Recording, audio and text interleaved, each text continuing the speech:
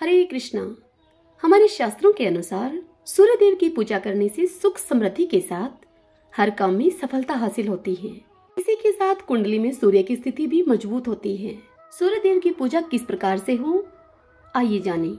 सुबह के समय सभी कामों से निवृत्त होकर स्नान कर लें। इसके बाद उगते हुए सूर्य के दर्शन करते हुए जल अर्पित करना चाहिए। इसके लिए एक तांबे के लोटे में जल लें और उसमें सिंदूर, अक्षत और लाल फूल डाल लें। अब सूर्य को अर्घ देने के लिए पूर्व दिशा की ओर मुख करके आपके मुख के सामने सूर्य हो या ना हो, पूर्व दिशा की ओर दोनों हाथों को ऊपर करके धीरे धीरे जल अर्पित करें। सूर्य देव को जल देते समय जल की धारा जहां नीचे गिरे वहां पर कोई खाली बर्तन या फिर कोई गमला रख लें, जिससे कि यह सूर्य देव को चढ़ाया हुआ जल आपके पैरों के नीचे न आए। सूर्य देव को अर्घ देते समय सूर्य देव के मंत्र को बोलें। सूर्य अर्घ देते समय इस बात का ध्यान रखें कि अंगूठा और तर्जनी उंगली आपस में न मिले और कोई भी उंगली पानी के अंदर न जाए, अर्थात पानी को स्पर्श न करे। हमारे शास्त्रों में सूर्य देव को 3 बार जल चढ़ाने की परंपरा है। पहले एक बार अर्घ्य करें, इसके बाद परिक्रमा करें, फिर अर्घ्य दें और फिर परिक्रमा करें और फिर अर्घ दें। साधारण शब्दों में कहें तो 3 बार अर्घ देने के साथ 3 बार परिक्रमा करें। सूर्य भगवान के 12 नाम हैं। ओम सूर्याय नमः, ओम भास्कराय नमः, ओम रविये नमः, ओम मित्राय नमः, ओम भानुवे नमः, ओम खगये नमः, ओम पुष्णे नमः, ओम मारीचाय नमः, ओम आदित्याय नमः, ओम सावित्रे नमः, ओम आर्काय नमः, ओम हिरण्यगर्भाय नमः। इन 12 नामों में से किसी भी एक मंत्र को बोलते हुए आप सूर्य भगवान को अर्घ दें। यदि आप यह मंत्र ना बोलना चाहें तो आप गायत्री मंत्र का 11 बार पाठ करते हुए भी यदि सूर्य भगवान को अर्घ देते हैं तो आपकी मनचाही हर इच्छा पूर्ण होती है। सूर्य नारायण को अर्घ समर्पित करते समय आपकी नजरें लोटे के जल की धारा की ओर रखें। जल की धारा में सूर्य का प्रतिबिंब एक बिंदु के रूप में जल की धारा में दिखाई देगा। इस प्रकार सूर्य भगवान को पानी की धारा में देखते हुए उन्हें अर्घ दें। अपने दोनों हाथों को अपने सिर से ऊंचा करके फिर सूर्य भगवान को अर्घ दें। आइए अब हम सूर्य नारायण भगवान की कथा सुनते हैं। सब बोलिए सूर्य नारायण भगवान की जय। ओम सूर्याय नमः। इस कथा को हम 12 मास सुन सकते हैं। प्राचीन काल की बात है। एक गांव में एक ब्राह्मण रहता था। वह सूरज भगवान का भगत था। वह हर रोज सुबह सूर्य उदय से पूर्व उठकर नहाता धोता और सूरज भगवान की कहानी कहता और सुनता था। इन सब में उसे देर हो जाती थी और वह ज्यादा काम नहीं कर पाता था, जिसके कारण उसे उसकी पत्नी बहुत डांटती थी तथा उसके समाज के लोग भी उसे कोई सम्मान नहीं देते थे। एक दिन इन सब चीजों से परेशान होकर वह ब्राह्मण बाजार से पूजन की सामग्री का सामान लेकर जंगल में चला गया। वहाँ जंगल में एक सूखी हुई नदी थी। उसी नदी के किनारे एक पीपल का पेड़ था जो कि बिल्कुल सूख चुका था। वहाँ पीपल के पेड़ के नीचे बैठकर वह ब्राह्मण सूरज भगवान की कहानी को पढ़ने लगा और उनकी पूजा करने लगा।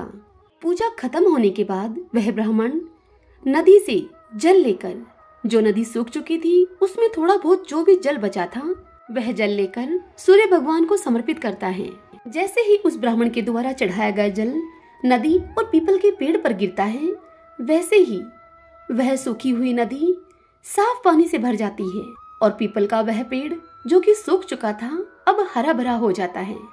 तभी सूर्य भगवान उस नदी के जल में प्रकट होकर उससे कहते हैं कि हे ब्राह्मण, मांग तू क्या मांगता है। ब्राह्मण ने यह सुनकर सोचा कि यह आवाज किसी भूत प्रेत की तो नहीं है। ऐसा सोचकर ब्राह्मण वहां से भाग गया और भागते भागते वह अपने घर आया। घर आकर उसने अपनी पत्नी को यह सारी बात बताई। यह सुनकर उसकी पत्नी सब समझ जाती है और सोचती है कि यह कोई और नहीं, साक्षात सूरज भगवान ही हैं, जिन्होंने इनको दर्शन दिया है। अब वह ब्राह्मणी अपने पति को समझाती है और उनसे कहती है कि सूर्य भगवान आपसे प्रसन्न होकर आपको वरदान देना चाहते हैं। तब ब्राह्मण अपनी पत्नी से कहता है कि वरदान में मैं क्या मांगू तो उनसे। तब उसकी पत्नी कहती है कि तुम कम शब्दों में जितना हो सके उतना मांग लो। तब ब्राह्मण अपनी पत्नी से कहता है कि कम शब्दों में और क्या मांगू मैं। तब उसकी पत्नी उसे समझाते हुए फिर से कहती है कि तुम यह मांगना, अपने महल के अंदर सोने के पालने में परपोते को दासियों के द्वारा खिलाते हुए अपनी आंखों से देखूं। तुम यह मांग लेना। फिर अगले दिन जब वह ब्राह्मण जंगल में जाता है और सूरज भगवान की कहानी सुनता है और उनकी आराधना करता है, तभी भगवान सूर्य फिर से प्रकट होकर उस ब्राह्मण के समक्ष आकर उसे कहते हैं कि मांगो, तुम क्या मांगते हो। तब वह ब्राह्मण अपनी पत्नी के द्वारा बताए गए शब्दों को सूर्य भगवान के समक्ष कहता है। तब सूर्य भगवान मुस्कुराते हुए उस ब्राह्मण को बोले कि तू देखने में तो भोला भाला लगता है, पर तूने एक ही बार में सब कुछ मांग लिया। जा, तुझे सब कुछ मिलेगा, तेरी हर इच्छा पूरी होगी। अब वह ब्राह्मण जंगल से वापस अपने घर को आता है और देखता है कि उसकी टूटी हुई झोपड़ी महल बन गई है और उस महल में दास दासियां आ जा रहे हैं। यह देखकर उस ब्राह्मण ने महल के पास में बैठी हुई एक बूढ़ी महिला से पूछा, माई, यहाँ पर तो मेरी झोपड़ी हुआ करती थी। उसी समय महल की खिड़की से एक सुंदर सी स्त्री, जो कि बहुत ही सुंदर वस्त्रों और गहनों से सजी हुई थी, वह स्त्री बाहर आई और ब्राह्मण से आकर बोली कि तुम आ जाओ, यह अपना ही घर है। सूरज भगवान ने तुम्हारी मनोकामना पूर्ण कर दी है। वह ब्राह्मण प्रसन्न और चकित होता हुआ महल के भीतर आया और अपनी स्त्री से कहने लगा कि इतने धन का हम भला क्या करेंगे।